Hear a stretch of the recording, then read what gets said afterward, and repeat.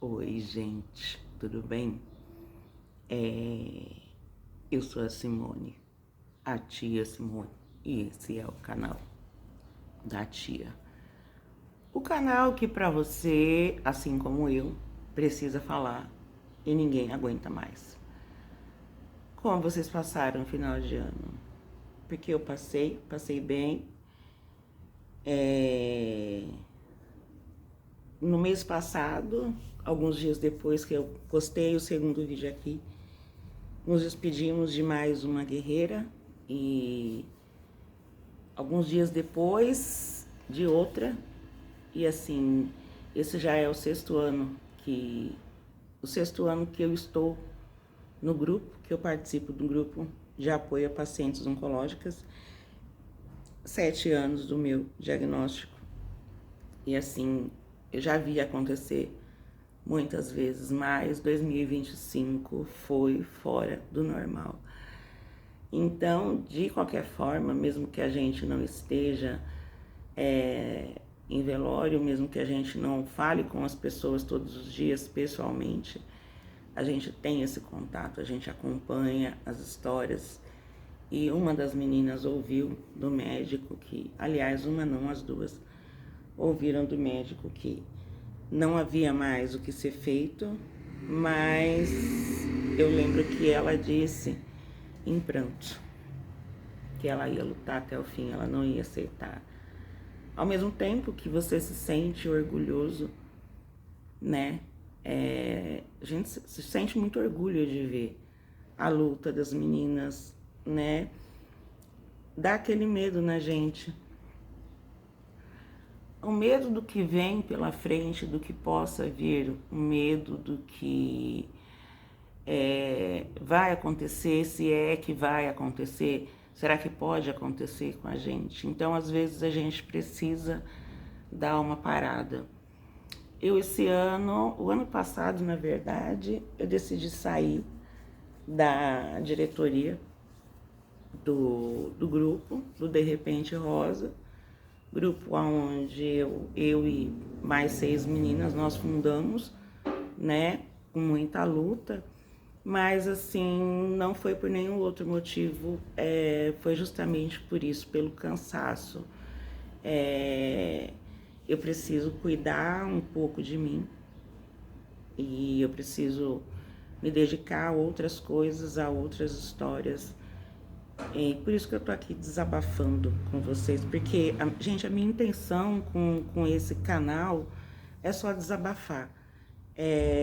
Eu sei, eu acredito que existem outras mulheres que vivem essa situação, essas situações, né, também, mas assim, às vezes a gente para pensar em tudo, em tanta coisa que acontece na vida da gente, às vezes a gente ouve outras histórias e depois de tantas histórias, o ano passado foram tantas histórias assim, eu perdi a conta de quantas pessoas foram diagnosticadas, quantas pessoas me procuraram as meninas. E assim, existem casos que dá um orgulho imenso na gente, né? De ver a luta, mesmo com muita dificuldade. Aliás, existem casos, não todos os casos. Ao mesmo tempo, você tem que manter a calma para tentar acalmar quem está chegando. E assim, eu nesse momento não tenho esse poder. Eu preciso de um descanso, todo mundo precisa. Por isso que eu queria falar um pouquinho com vocês, bem pouquinho, para não ficar muito longo, sobre essa história de ser guerreira. Eu lembro quando eu publiquei o meu livro, eu falei muito disso. E muita gente me procurou, muita gente que leu, que eu agradeço, me procurou para se desculpar por ter me chamado de guerreira. Gente, é isso que eu quero falar. Não é uma ofensa chamar a gente de guerreira, mas é preciso que as pessoas entendam que é um peso muito grande pra gente. Muitas vezes a gente tá, eu vou falar de mim, porque é o que eu posso falar.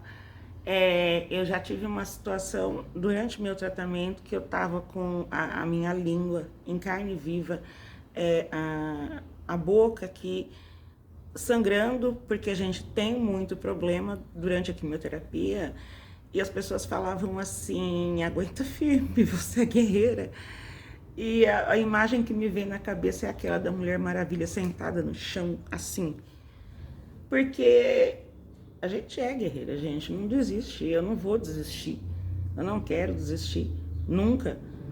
Mas cansa, né? Você tem que, todo dia você tem que acordar, você tem que entender a sua cabeça, o seu corpo, se tá tudo certinho, aparece uma dor diferente, aparece um carocinho diferente, aí você tem que ir no médico, e aí você tem que fazer exame.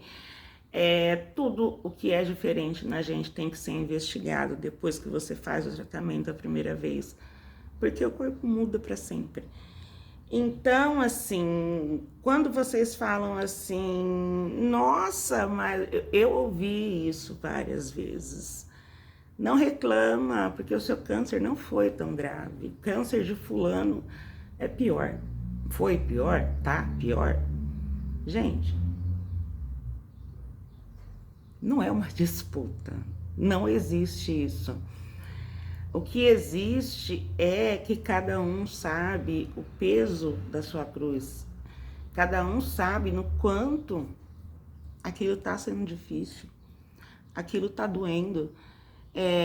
Eu não posso querer medir o sofrimento das pessoas com a minha régua, e eu não posso querer falar se o meu câncer foi pior ou se não foi. O câncer, eu acho que só de ser uma suspeita, ele já pesa em cima da gente.